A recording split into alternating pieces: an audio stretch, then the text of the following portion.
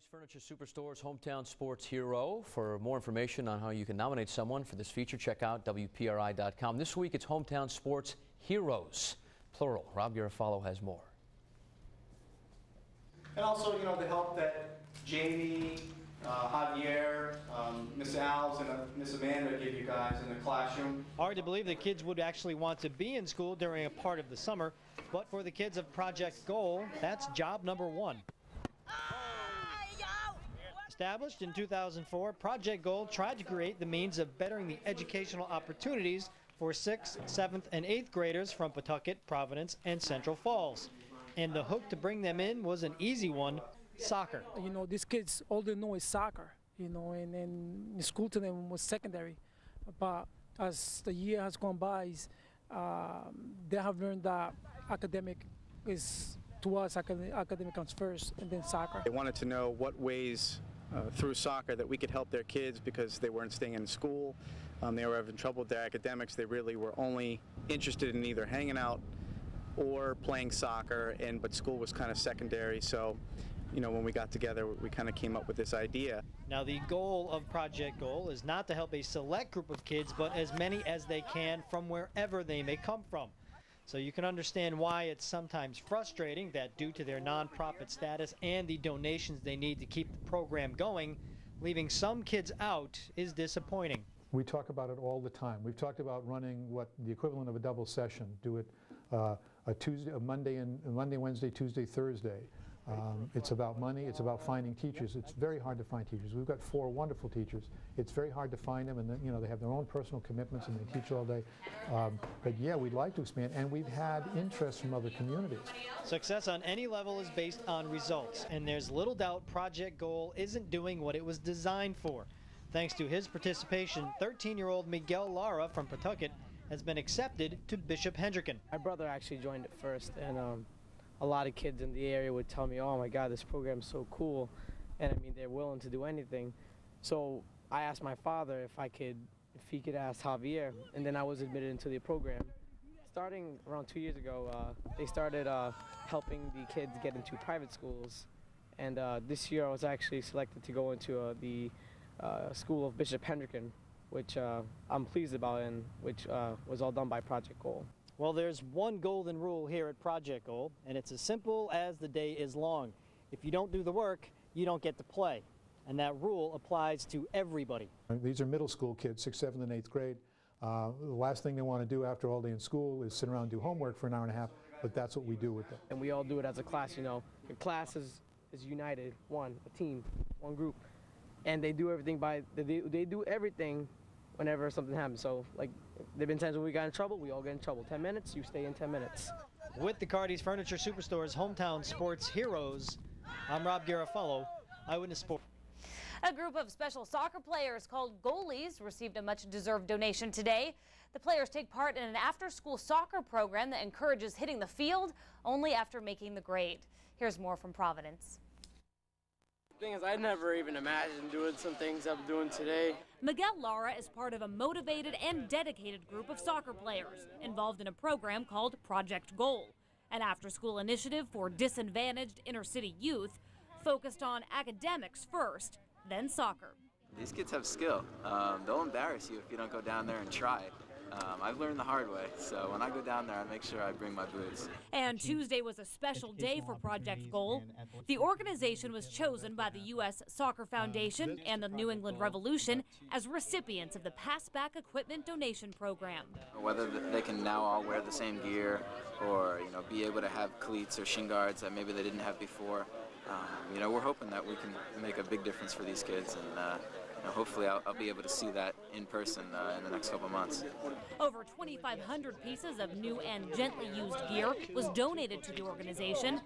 And Cranston native and MLS Humanitarian of the Year, Michael Parkhurst, helped make the delivery. It's awesome. It's really a dream come true. It makes you realize how lucky I am to be in the position that I am. And for kids like Miguel, whose lives have been changed for the better by the program, days like this mean a lot. They've got me into this wonderful school, Bishop Hendricken, and just with that, I think Bishop Hendricken can take me somewhere, and then the university I plan to go to could take me somewhere, and then, you know, I guess be like, it was all Project Goal. That was the whole sequence. They started the sequence of events. And Miguel is among 8 Project Gold players who have earned scholarships to private schools in the area. And there were so many pieces of equipment collected today that Project Gold shared some of the gifts. Greater opportunity for athletes to learn is the motto behind Project Goal. Sports Team 10's Pete Lucas has the story of the Rhode Island organization that's scoring big with some local student athletes. The smiles tell the story here at Project Goal, a program that's combined soccer and schoolwork to reach out to Rhode Island's inner city youths. A little bit of activity, athletic exercise, but also the focus is helping the kids with their academics and using sports to motivate them to do better in the classroom.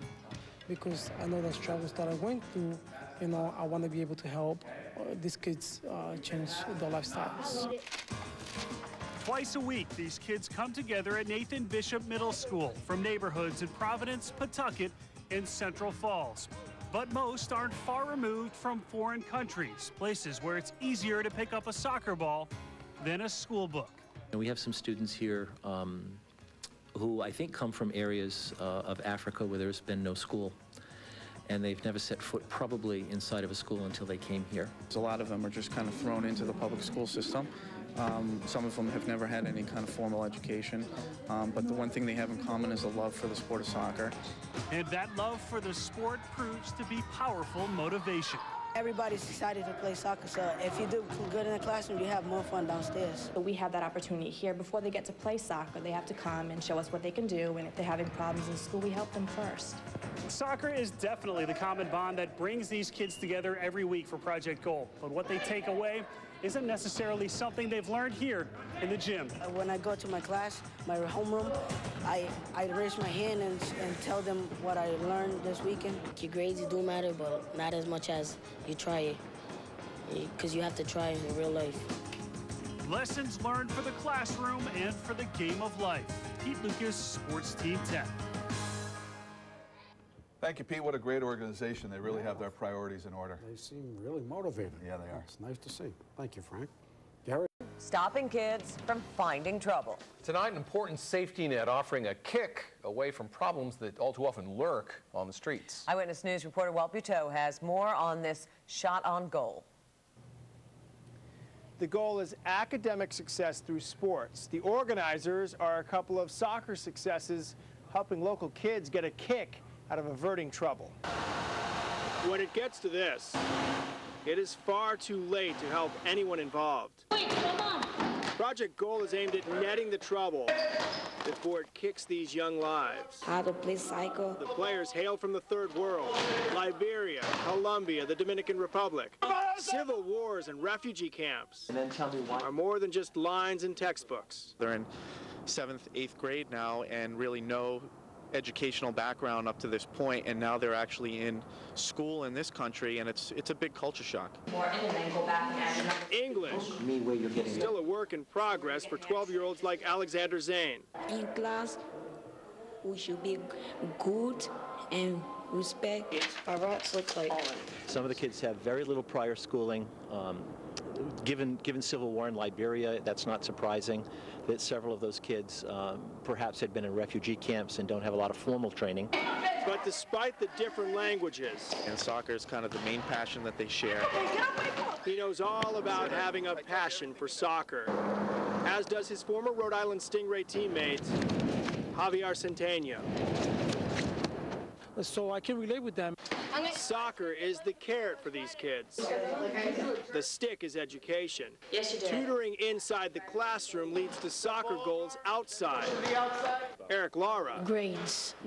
wants to play soccer more than anything, but he gets it. Yeah, when I'm all done with my work, yeah. On Wednesday. Without goal, and with the language barriers and the tough backgrounds. They turn into the streets, they turn into drugs, they quit schools at an early age, and they, that becomes part of their lives. The world is yours. The world is yours. It's mine.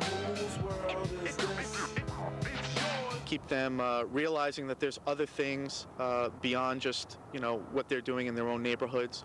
That school is important, Academics can be a future to something bigger, and if you could combine that with athletics, that's a plus. And remember, it's all free thanks to grants. The kids' time is free as well, as they volunteer for this twice-a-week tutoring program after school to help keep them off the streets.